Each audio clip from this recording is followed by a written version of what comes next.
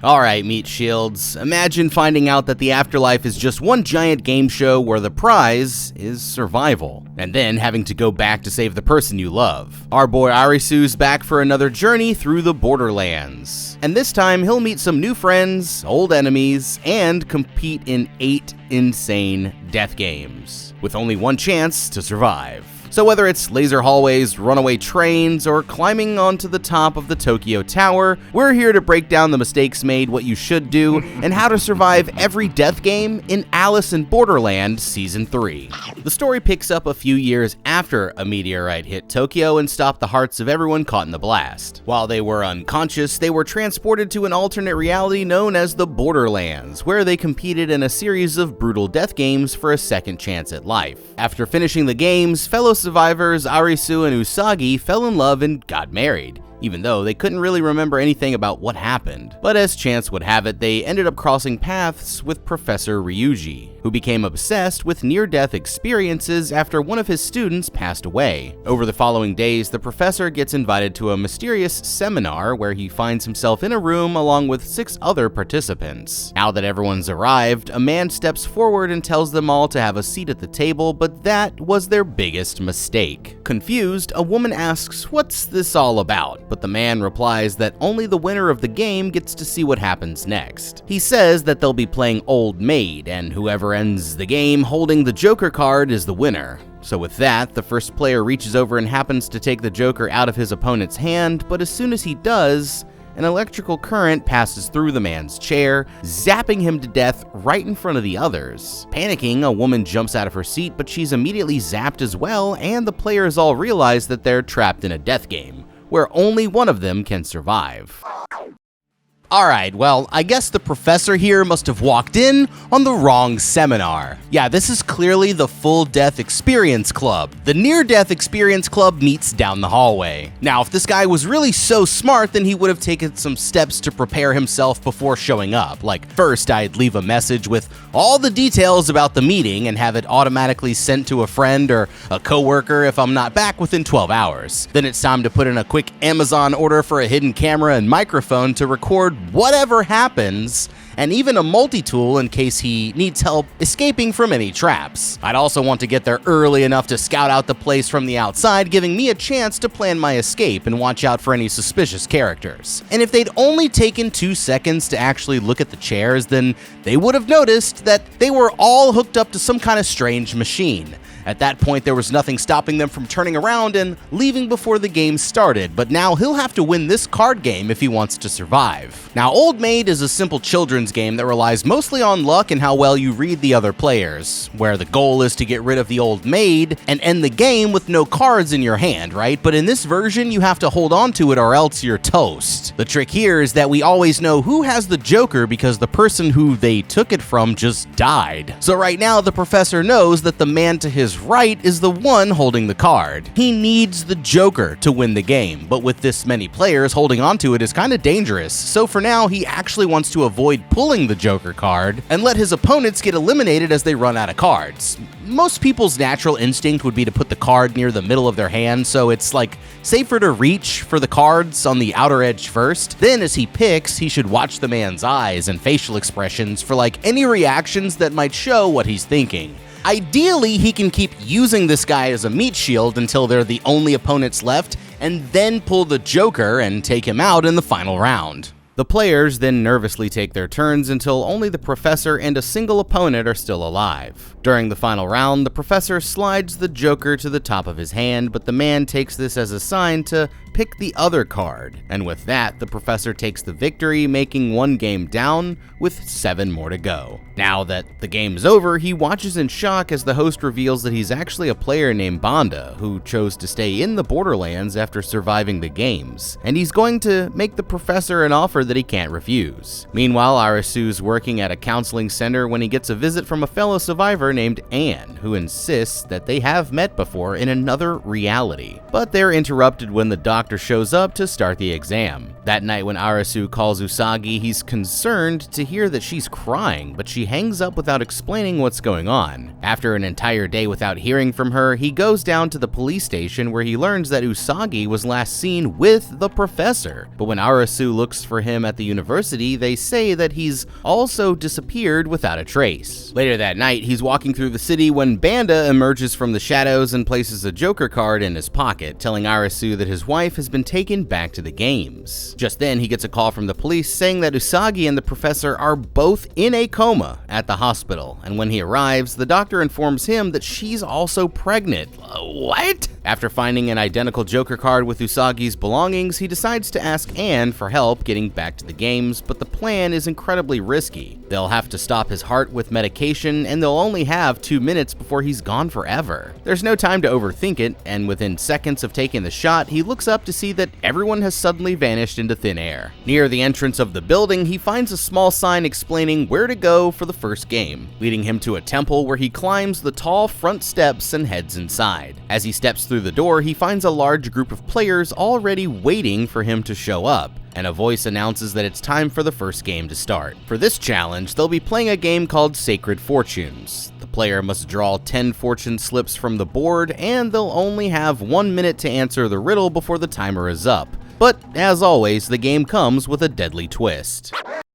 Okay, it looks like Arisu's officially back in the Borderlands, and he'll be lucky if he makes it out alive. He'd never be able to do this without any help from Anne, but her plan could honestly use some work. You know, they managed to stop his heart using some kind of mystery medication, allowing him to cross back into the Borderlands while he's in the state between life and death. The only reason why he only has 2 minutes is because his brain will start to die from the lack of oxygen as soon as his blood stops pumping through his body, which means they need to bring him back before the timer runs out. But even though Anne's the one who gave him this idea, she doesn't seem to have a plan for waking him up if something goes wrong, so before she even attempted anything like this, Anne should have tried getting her hands on an AED and some counter medication to restart his heart and put him in an oxygen tank to buy them some more time. Even though the game hasn't started yet, the instructions clearly implied that some of them won't survive, but with 20-ish participants and only 10 rounds, it's a sign that they'll be taking out multiple players at a time. The natural human instinct is to seek shelter in groups, but you could end up getting caught in the middle of the punishment if they get their answer wrong, so it's better to let somebody else go first and watch what happens from a pretty safe distance. They're technically playing as one big team here, so there's another way they can prepare themselves before the first round even starts. Since they know they'll be decoding riddles, but they aren't sure on what the subjects are yet, they should quickly organize themselves into groups based on their areas of expertise. Like if they've got any history buffs, mathematicians, mad scientists in the group, like now would be the time to speak up.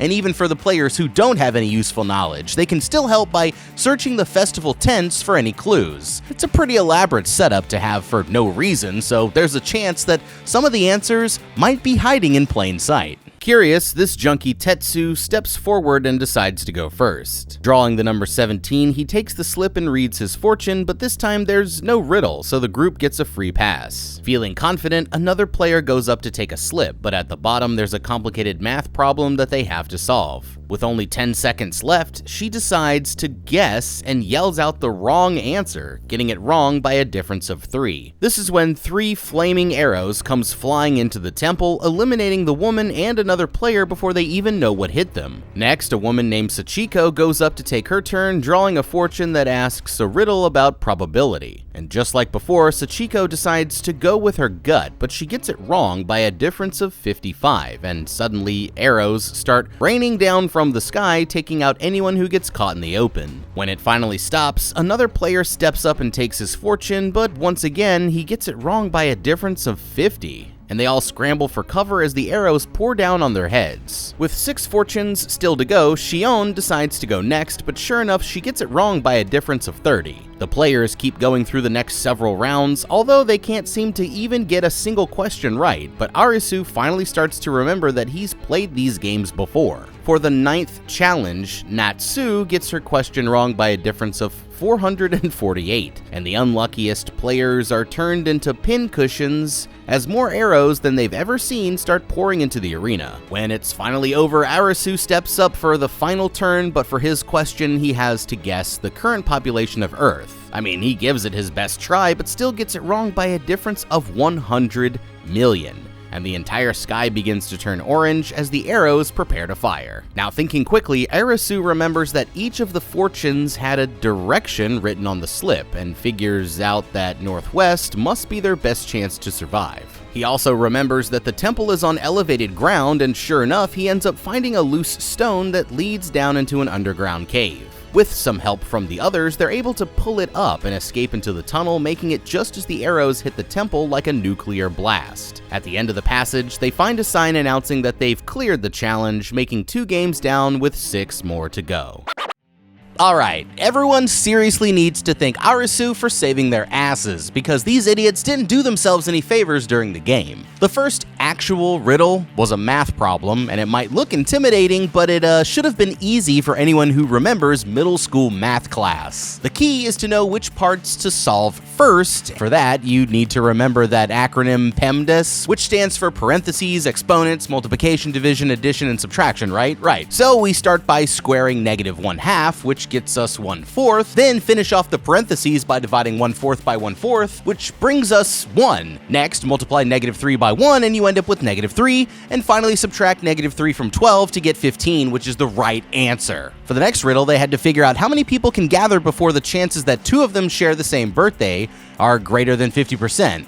If you start with 1 person, there's 365 out of 365 chance that their birthday is unique, but for every person that you add, the number goes down by 1. So to find the probability that they all have different birthdays, you start multiplying those numbers together, and it just keeps going until the product hits 50%, which happens to be the 23rd person. Now, this is why they should have identified the math nerds in the group early, but since this riddle was multiple choice, they actually had another way of reaching the answer. You start by getting rid of the answers that seem too big, like 365 and 183, leaving you with a 50-50 chance. Now, without thinking it through, 23 might seem too small, but that's exactly why they put it first. So when in doubt, we can try to figure out the trick instead of the answer itself. The next question about blood circulation was also multiple choice, and most people have heard that it takes 1 minute to circulate all the blood in your body, but since that wasn't an option, it makes sense to go with the next lowest choice. And by this point, they should have realized that the game wasn't playing fair and the margin of error was only getting bigger each time, but since there was no time limit between the rounds, they could have stopped to check for any clues or other options like Arisu's secret tunnel before giving any more answers. That way, they wouldn't have to cut it so close. Alright, pause. Now before we go any further, let's discuss the elephant in the room. Yeah, that's right. I'm talking to you. You do one little Maeve commercial and now you think you're the star? Well, you are. And good thing, because today we're talking about Maeve again. Alright, so listen up, Meat Shields. If you don't already know, Maeve is the first and only human-grade, protein-rich, raw dog food made with real ingredients. And I'm telling you, it's been an absolute game-changer for Kilo. Since switching to Maeve, Kilo is practically a brand new doggo. His energy is up, he's more playful, his coat is silky and smooth, and he just seems like happier overall. I know I've mentioned it before, but this dog is the lifeblood of this household and therefore the lifeblood of the channel, so I only want the very best for him. And the very best is Maeve. Kilo's been mainly munching on the chicken formula with a little bone broth topper, and homeboy love it. So if you're ready to treat your dog to the very best food out there, head on over to the link in the description and use the code BEAT to get 30% off your first order. Your dog is gonna thank you. Thanks to Maeve, hope you guys can check it out, and now back to the show. After spending the next day traveling through the city, Arisu and the others arrive at the National Institute of Virus Research, which has been turned into the arena for their next game. Stepping inside, they find another group of players already waiting, and the voice announces that they'll be playing a game called Zombie Hunt. It starts off simple enough, with the players battling each other in card games where the highest total wins the round, but things get more complicated when they introduce the special cards. First is the zombie card, given only to one player in each group, which can be used to turn other players into zombies. Then there's the shotgun card, which is used to eliminate zombies. Every player gets exactly one of those. And finally, there's the vaccine card, given to a random number of players on each team, which is used to turn zombies back into humans. Over the course of 20 rounds, any players who lose all of their cards will be eliminated, and in the end, whichever side has the most players gets to survive. With that, the game begins, and the players all step forward to choose their cards from the table. As the challenge starts, the players from Arisu's team decide to move down to the basement, where they'll have more room to spread out. They realize that the card games don't really matter as much as the final total of zombies versus humans, so they have to find some way to keep the infection from spreading. After a while, Arisu identifies 2 players who've been turned into zombies, but he convinces them to stop spreading the virus and wait for a vaccine card. As they're discussing what to do next, this girl Ray shows up and says that she has an idea. According to her, she has both a vaccine card and a zombie card, which means that they can kill her at any time. But she can also cure anyone who becomes a zombie. Her plan is to collect as many vaccine cards as they can and offer to cure the infected if they'll reveal who's spreading the virus. That way, the zombies will be too afraid to approach them, and they'll eventually recruit enough humans to win the game.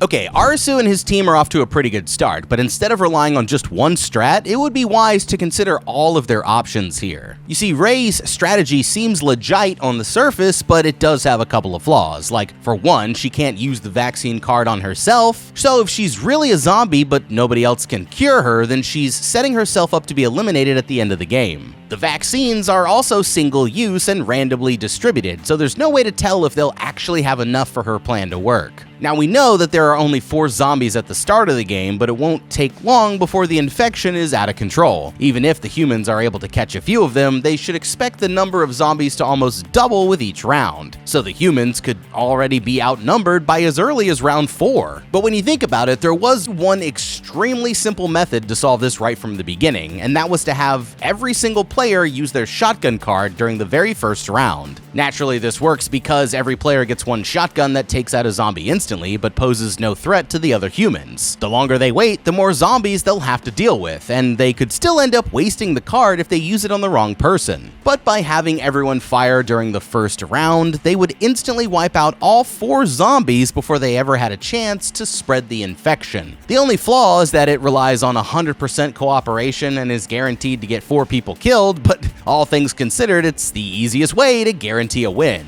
Now, on the flip side, the other option is to just accept the inevitable and have everyone line up to become zombified by choice. I mean, look, basic math here favors the zombies winning 9 times out of 10, no matter what the humans try. But if everyone's infected, then nobody gets eliminated at the end of the game. Not even the 4 original zombies. I mean, this is my favorite plan because it saves everyone's lives and outsmarts the game designer who tried to make us turn against each other, right? So now that zombies have already started to spread, it's like the only logical choice. After explaining their idea to everyone else, Arisu and his team start gathering up a large group of humans, but it isn't long before a few of them want to take things a step further and start eliminating the zombies instead. They eventually find a player who's been spreading the infection and convince this gangster, Kaizuya, to make an example out of him using the shotgun card, leading to the first elimination of the game. With the humans turning to violence, the zombies get desperate and start trying to infect as many players as they can. Arisu realizes that their plan is starting to backfire, but they've still got a long way to go before the game is over. As the humans continue their hunt, the leader forces this younger guy Nobu to use his shotgun against one of the zombies. But he ends up getting caught by one of the other players and infected during the very next round. He tries to play it off as if he's still a human, but the others eventually catch the guy who infected him, and by the time they realize that Nobu's a zombie, he's already dipped out to another part of the building. The others realize that there could be even more zombies hiding their infections, and they start to suspect that Ray might have been tricking them the entire time. Frustrated, they decide to just eliminate every confirmed zombie during the next round, but Arisu manages to find Nobu first. As the kid gets ready to play his zombie card, he's surprised when Arisu calls him out, but the good news is that he has a plan. It turns out that Ray never had a zombie card or a vaccine, but Arisu was really a zombie the whole time, and since he knows that they're eventually going to win, he infects Ray to bring her onto the team. After infecting as many players as they can during the final round, the game ends with 32 zombies versus 13 humans, meaning the zombies have officially won the challenge, and the losing players are suddenly eliminated with a laser straight through the head. This makes 3 games down with 5 more to go. Meanwhile, somewhere in another part of the city, Usagi and the professor are busy competing in a challenge of their own, where they're forced to avoid a barrage of deadly lasers as they race towards the end of a giant tunnel. The professor starts off using the other players as human shields, while Usagi uses her climbing skills to help as many players as she can, but he crashes into one of the bodies and ends up falling right out of his chair. Just when it looks like he's done for, Usagi comes running over and drags him out of the way, pulling him back to the chair and helping him make it all the way to the finish line, which makes 4 games down with 4 more to go. Alright, now the last 3 games being all about brain power, it's pretty ironic that the professor's first game turned out to be an agility test. The goal here is to reach the end of the tunnel without being cut in half by one of the lasers. Pretty straightforward, right? What makes it difficult is their unpredictable movement, because it forces you to always be shifting your weight and adjusting your balance. So if you try to run straight down the tunnel, dodging every laser that comes past, it's not going to be long before you get tired and make a mistake, and that's why you need to be smart about how you move. We need to look for patterns to exploit first, and one of the most important things to notice is that the lasers only seem to come from the direction of the finish line, which means you're safe as long as you stay lined up with the concrete pillars. So the key is to always stay behind them whenever you can. If you're using this strategy right, then the only time you'll ever be in danger is when you have to pass around the base of the pillar before moving on. But that should be easy as long as you wait until you see a gap in the lasers and then quickly move forward with a balanced stance and your feet evenly spaced apart. We're not really sure if there was a time limit for this one, but if you have any chances to stop for a break, then that's a good time to look for any other patterns that might stand out, like maybe red means you should duck, blue means you should jump, or green always comes up at the end of a group. They might seem random, but if there's any method behind the madness, then figuring it out could make clearing the stage 10 times easier. As they're making their way towards the next challenge, the professor has a flashback to what happened after he met Banda for the first time. The man asked him to bring Usagi back to the games, and in exchange, he'd tell him everything there was to know about the Land of Death. After traveling through the city, they arrive at a subway station where the next game is about to begin. Just then, they hear a train come speeding down the tunnel, and they all got onto the very last car as it pulls away from the platform. The voice announces that they'll be playing Runaway Train, and their goal is to make it stop before it crashes at the end of the tracks. But the only way to reach the controls is through a series of 8 cars, and half of them are guaranteed to fill with poison gas. They've each been given a gas mask, but they only have 5 canisters, and they can't borrow any from the other players, meaning they'll have to guess correctly when to use it. Otherwise, they won't be able to reach the end. With that, the challenge begins, and the voice instructs them to move forward into the first car. As the first round begins, the professor decides to put on his gas mask, and the other players all follow his lead. All of a sudden, the vents release a cloud of gas, but each car has its own canary as a way to show if it was oxygen or poison, and this time the bird survives, meaning that they've just wasted the first of their 5 chances. Now they'll have to get every guess correct, and they still have 7 cars to go with no way to be sure when they need to use the masks. In the second car, they decide to put their gas masks on again, but this time the canary dies, showing that they made the right choice. Now they're on to the third car, and Usagi begins to suspect that the game is trying to scare them into wasting all of their canisters. So for this one, they decide to leave the masks off, and although she turns out to be right, they need a better system than just following their gut. Before moving on, they watch as another train pulls up alongside theirs, and as the doors open, they realize that everyone on board was just killed by the gas. It's horrifying, but their only choice is to keep moving forward into the next car.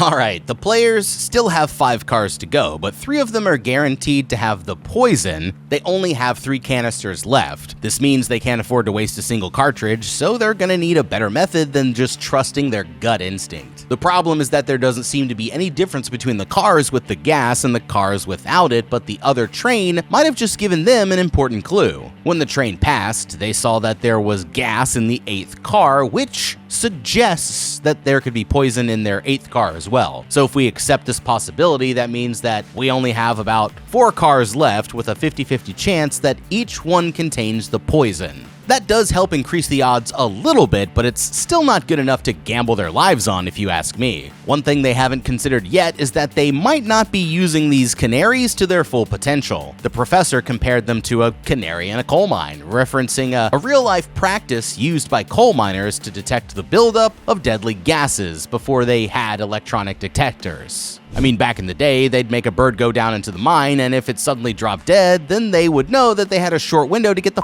up out of there. So if that's the reference the game designers were going for, then there should be a way to use these canaries to warn them before the gas completely fills the train. Here's the new plan. First, we start by grabbing some fire extinguishers and smashing out as many windows in the current car as we can. Then we repeat the same process in the next car while using something to wedge the connecting doors open and create a backdraft. Next, we start using jackets and any loose clothing to clog up the vents as much as possible while moving the bird as close to the vent as we can, and positioning ourselves at the very front of the car with our masks on and the canister just one twist away from breaking the seal. Then just before the round starts, take a deep breath and prepare to hold it for at least 30 seconds while keeping an eye on the bird to see what happens. I mean, if it dies immediately, then twist the canister to activate the gas mask, and hopefully, just hopefully, we can use this method to reach the brakes before it's too late. With the next round about to begin, the professor notices a guy who seems to know a lot about trains and asks if there's a way to tell which cars might contain the gases. Nervous, he mentions that this type of train only has power collectors with every other car, which means that this car has enough room on its roof for a gas tank. Sure enough, his strategy seems to work, and it's beginning to look like they've actually figured it out, but when they reach the 6th car, everything changes. Just then, the man realizes that he was wrong about the type of train, which means that they only managed to get this far thanks to random chance. With no better way to make their choice, they decide to try their luck again and use up one of their last 2 canisters, but this time, only oxygen comes out. With the remaining 2 cars guaranteed to release the poison, and only 1 canister left for each player, they realize that there's absolutely no way for them to survive the game. But just when it looks like all hope is lost, the nerd mentions that they're about to pull up alongside the other train, and Usagi realizes that their only hope is to jump across. Waiting until the cars are perfectly lined up, Usagi leaps across the gap and lands safely aboard the other train. A few players follow, but now it's the professor's turn, and using 2 of the handles, he's able to launch himself across the gap with his upper body strength, making it just as the trains finally split apart. Just then, they notice another train pulling up alongside them, and as Usagi looks over, she's shocked to see her husband taking off his mask, but they still have to stop the trains before they reach the end of the line. Rushing up to the controls, Arisu grabs the brake and slams it forward, but it's too late, and the train goes barreling straight off the tracks, sending everyone inside flying through the air. This makes 5 games down with 3 more to go. After surviving the challenges, Usagi and the others regroup near a nearby hospital where they find some leg braces and a new wheelchair for the professor. Meanwhile, the others all manage to survive the crash, mostly unharmed, except for our boy Arisu, who comes out of it with a deadly wound. But Tetsu's able to stitch him up with a sewing kit and saves him from losing too much blood. Back at the hospital, the professor finds Usagi crying in her sleep and decides to explain what happened that made him so obsessed with the afterlife. Years ago, he had a student who showed an interest in his work on near-death experiences, and she eventually talked him into letting her take part in one of the experiments. Unfortunately, though, the girl didn't survive, and he's been haunted by the guilt of what happened ever since. Alright, now it's official. The only thing scarier than the death games is the fact that this guy's still allowed on a college campus. The world may not know what you did, Professor, but you can't hide the truth forever. And now that we know that it's not your first time, I think it's safe to say that you f***ed up. Like, dude, we all got our weird obsessions, right? But maybe making yours something else besides what happens after you die? I mean, that's some pretty depressing stuff to be thinking about all the time. And not to be morbid, but we're all gonna find out someday, okay? So, I don't know, maybe you should have picked a normal hobby like building Legos or stamp collecting instead. Or maybe buying physical media, who knows? Now, it would be one thing if you kept this weird obsession to yourself, but the moment you dragged one of your students into this, that's when you officially crossed the line. Like, sure, she accepted the responsibility or whatever, but anyone with 2 brain cells would have seen that this was a bad idea. So you tried the plan anyway and got somebody murked. fantastic. But did you learn your lesson? Clearly not. You decided to double down and manipulate a patient's grieving wife and treat her like some kind of lab rat for another one of your sick experiments. Goddamn, son, that's just wrong. So whether you make it or not, we can all agree I think that you done up. At sunset the next day, the remaining players are split up into two different groups for the semi-finals, with Usagi's group playing a game called Tokyo Bingo Tower. For this challenge, they'll have to climb all the way up the massive Tokyo Tower while hitting a bunch of numbered buttons along the way until they've checked off enough boxes to complete a line on their bingo card. Meanwhile, Arisu's group finds himself in the middle of a giant office building where they'll be playing the game Kick the Can. Kazuya steps up to the platform and launches the can to the other side of the room, but they're all surprised when it suddenly takes off like a rocket and lands somewhere on the upper floors. Whoever brings the can back to the platform advances to the finals, but there can be only one winner for each round, and there are only 10 rounds before the game ends. Rushing after the can, the players quickly realize that some of the paths are blocked off, forcing them to circle around and find another way up. One of them finally reaches the spot where it landed, but when he picks it up, the voice announces that the can is going to explode after 60 seconds, leaving him with only 1 minute to reach the platform. As he races back to the bottom floor, he decides to ignore the sign and run down to the escalator, but he's immediately eliminated with a laser beam for breaking the rules. When the first player drops the can, the timer resets -5 seconds, so when Kazuya picks it up, he's only given 55 seconds to reach the target. Running now as fast as he can, he passes the can off to Sachiko, but it isn't long before the other players catch up and wrestle it out of their hands. One of them makes it all the way back to the lobby, but the timer hits 0 before he reaches the target, and the can suddenly explodes in a massive fireball, leaving them with only 9 more to go. For the next round, Arisu's group decides that they should treat the challenges like a relay race, but when Shion takes the can, she ends up trapped by another group of players. Spotting Arisu down below, she tries throwing him the can instead, but the other player shoves him out of the way as he tries to catch it, and when the can hits the ground, it suddenly explodes from the impact, making 2 down with 8 more to go. Alright, it looks like things just got hella interesting because with only 8 rounds left and 8 players in their group, losing even a single round means that someone is guaranteed to die, so they need to use strategy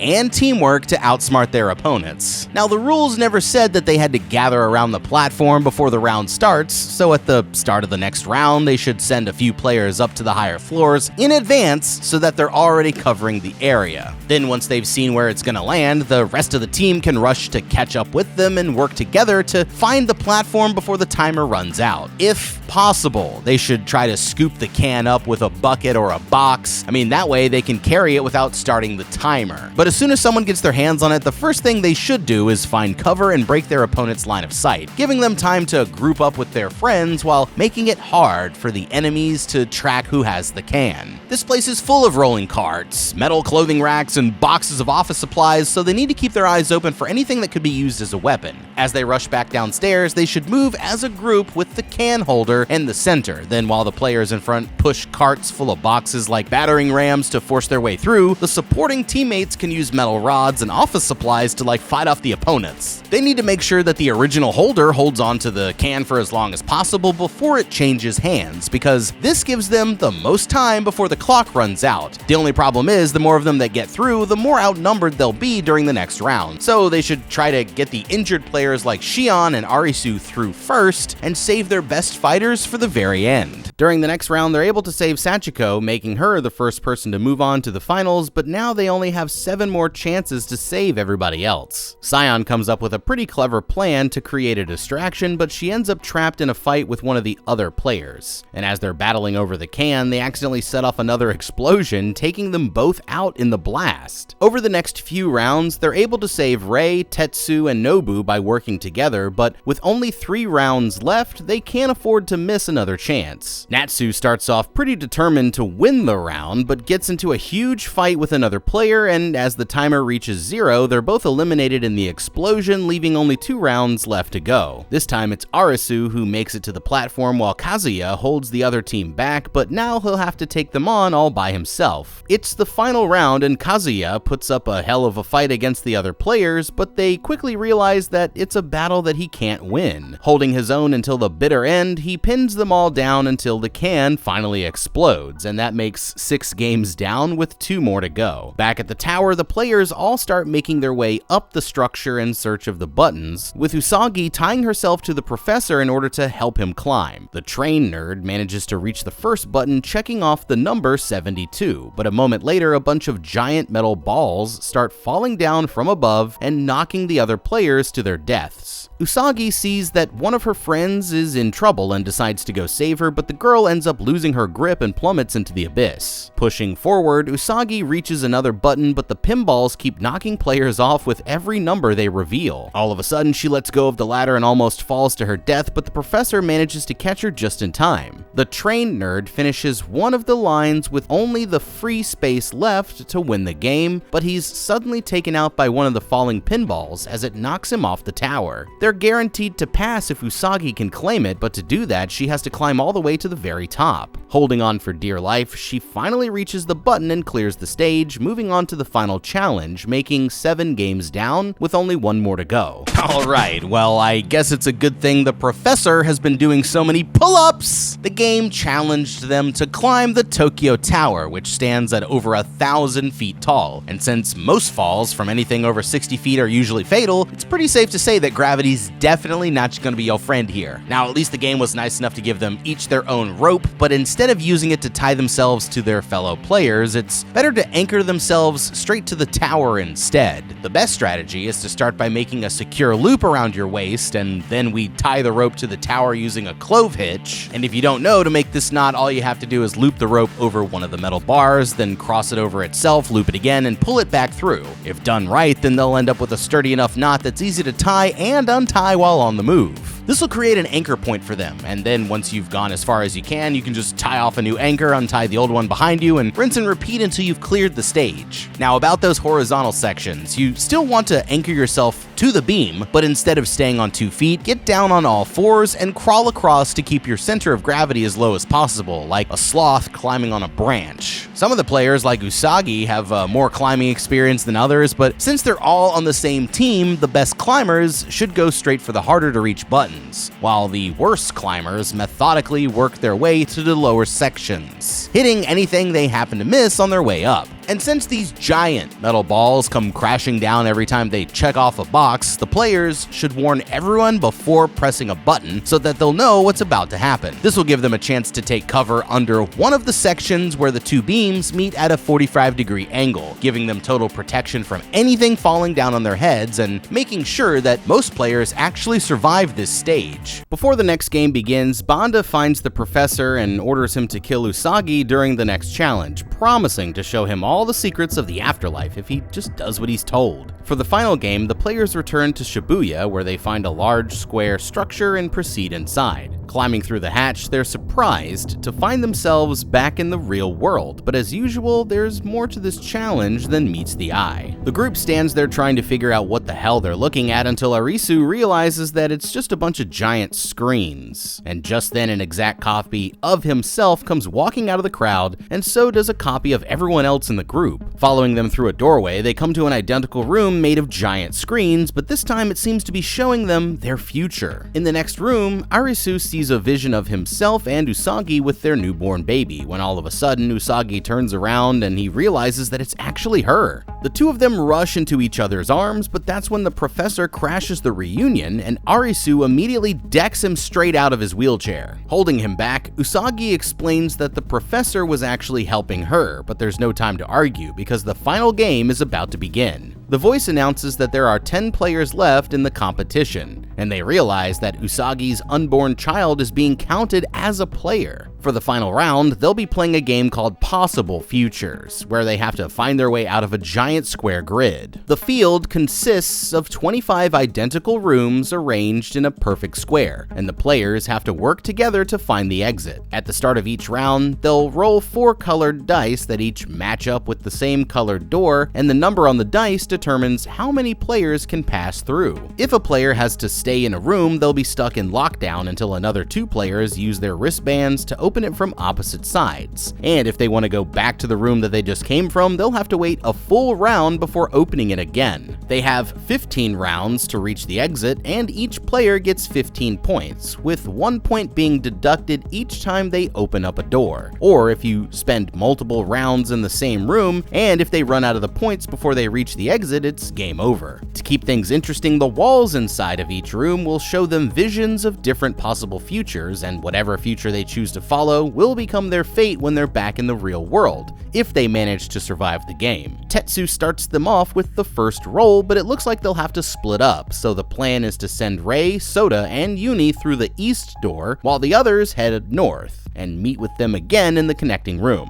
This time Arisu and Rei use their points to open the door, but meeting up again won't be as easy as they think.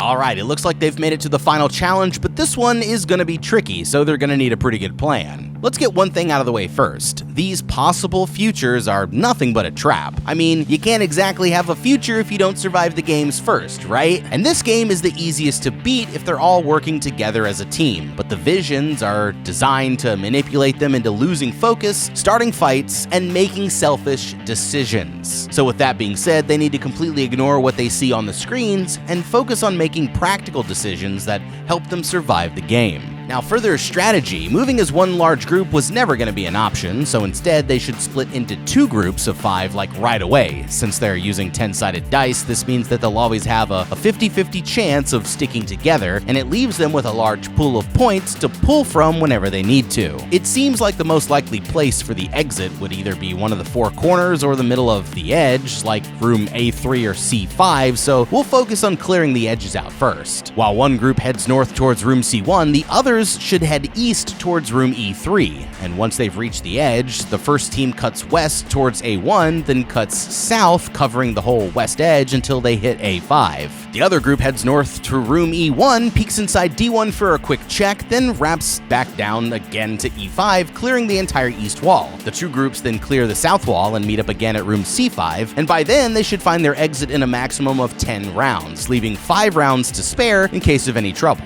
The game might throw them some curveballs, but as long as they use their wristbands to stay in touch, they should be able to make it through this no problem. As the game goes on, the players keep getting split up until Rei ends up in lockdown. Sota and Uni are supposed to help get her out, but they start paying more attention to what's happening on the screens and eventually decide to follow the doors with the better future instead. Arisu starts to worry as he realizes that the plan is falling apart, but he makes his way back to room D3 and lets Rei out of lockdown. Meanwhile, the screens start showing Tetsu images of his ex-wife until a vision of her appears inside the chamber and leads him to the next room. But as it wears off, he realizes that this room deducts 8 points, knocking him all the way down to 0. And now that he's been eliminated, the collar around his neck suddenly explodes. During the next 2 rounds, the brother and sister are forced to split up, and before they can meet up again, Sota finally runs out of points, eliminating him from the competition. With their points now running low, Arisu starts to think of a plan to save everybody, but when he looks at the screens, he sees a vision of the professor killing Usagi just before they reach the exit. The next round forces Arisu and the professor into the same room, but he holds back his suspicions, at least for now. They've reached a point where it looks like there's no way to keep everybody alive, but that's when Arisu gets an idea. He wants Usagi to place just the child's wristband into the next room, using it to let Sachiko out of lockdown. Then they'll use Yuna's points to get her back to safety. As the next round starts, Usagi places the wristband into the other room, and Sachiko finally gets out of lockdown, but when the doors open again, Usagi finds the wristband lying just out of reach. With only seconds to spare, she reaches in with her foot and manages to get a hold of it before diving into the next room while the professor blocks the door with his wheelchair. Now that everyone's back together, they finally reach the exit room and take off their collars, but that's when the voice announces that they still have to play one more final round. Taking the dice, Arisu only rolls a 7, meaning that one of them has to stay behind. And telling the others to look after Usagi, he pushes her through the door and it seals him inside. That makes 8 games down with no more to go, but Arisu's story still is not over yet. Just then, the voice announces that he's actually won the game, but that's when a massive flood suddenly hits the city and his friends are all knocked off of the platform by the crashing water. Furious, he bashes against the screen until it finally shuts off, and that's when he notices a damaged section where he can reach through and open the door. Forcing his way out, he sees Usagi holding on for dear life, but she's quickly swept away in the raging current, and with no other choice, Arisu dives into the water to save her. Alright, well, I guess the future parents here aren't out of the danger zone just yet. Now, it was downright stressful watching them cut it so close right there at the end, and after watching these doors open and shut the whole game, they should have known it was going to knock the bracelet forward. But to prevent this, we just need Tetsu's shoelaces. Follow me here. If Usagi tried to tie the two laces together and then looped one end around the wristband, it should be thin enough for the door to close over it, allowing her to easily pull the wristband back once the door opened. Yeah, think about it. And after realizing that one of them had to stay, I don't know why Arisu didn't just throw the professor onto the bus. I mean, he's just seen predictions of the guy killing his wife, and if they demanded to check his pockets, they would find the little pea shooter that he was going to use to take her out. So the way I see it, that's a good enough reason to make him stay behind. And since he was so obsessed with death in the first place, that shouldn't be much of a problem. Anyways, now it looks like their only hope of getting home is to survive this flood, but that shouldn't be too hard compared to what they've already survived so far. For Usagi, the best plan is to float on her back with her feet pointed downstream, allowing her to avoid headfirst collisions and keep an eye out for higher ground. Arisu should take the same position but let the current carry him over to his wife, trying to cut across her path instead of catching up from behind. Then all that's left is to find some dry land and ride out the storm. Arisu struggles to stay afloat until he suddenly hits his head on the side of a building, but pulls through and gets back to the surface just in time. Swimming for safety, he starts pulling himself up onto dry land, only to be confronted by Banda, who takes out a pistol and prepares to finish him off, but he suddenly gets taken out with a laser straight through the head. That's when a strange man appears and says that Banda wasn't ready for the job, before using his voice to stop everything in its tracks. Sitting down at a table, the man picks out 2 cards from a deck and instructs Arisu to choose only one, explaining that what he gets will determine his future. But if he gets the Joker card, then the man gets to decide what happens. Except when Arisu flips them over, he reveals that both cards were Jokers all along. He's convinced that it was all just a trick, but the man insists that it really happened by random chance, so he decides to let Arisu choose his own future. As time starts back up again, he sees Usagi being dragged down towards the underworld and dives into the vortex before she's pulled away. But before he can get there, the professor grabs onto Usagi and starts pulling her closer towards the pit. At the last minute, he ends up having a change of heart and grabs onto a piece of rubble, keeping Usagi safe until Arisu is able to get there, before letting himself be dragged down into the abyss. It's a difficult climb back to safety, but the two of them finally make it over the edge and let the current pull them back towards the land of the living. Suddenly, Arisu wakes up back at Anne's apartment and immediately rushes over to the hospital, where he's relieved to find that Usagi is alright. A few months later, the two of them have finally moved in together, and they're working on some name ideas for when the baby arrives. As for the others, their futures all seem to have worked out for the better, and Arisu goes back to working at the counseling center, where he helps other survivors find their reasons to keep going. It looks like they're finally safe again, but when they turn on the news, they see a report about strange earthquakes popping up all over the globe. Across the Atlantic Ocean, we find ourselves at a restaurant somewhere in Los Angeles, and as the host shows 2 customers to their table, she turns around to reveal that her name is Alice. In the end, it looks like Arisu and the other survivors might be in for some trouble, and next time, it looks like the games are going global. Alright guys, call me crazy, but that was the exact ending that I wanted from Alice in Borderlands Season 3. And I gotta go back and watch the anime and maybe read some fan fiction or whatever, because I want to say that every decision that every character made felt on brand, you know what I mean? And I gotta shout out to the team for putting together such an exciting season, but you already know how this goes. If you guys would have done anything differently, you need to let me know what it is down in the comments below. Thank you so much for watching. Leave a like and subscribe, and check out that How to Beat playlist for more videos just like this one. I'm the guy. We will see you in the next video, and have a fucking good ass day.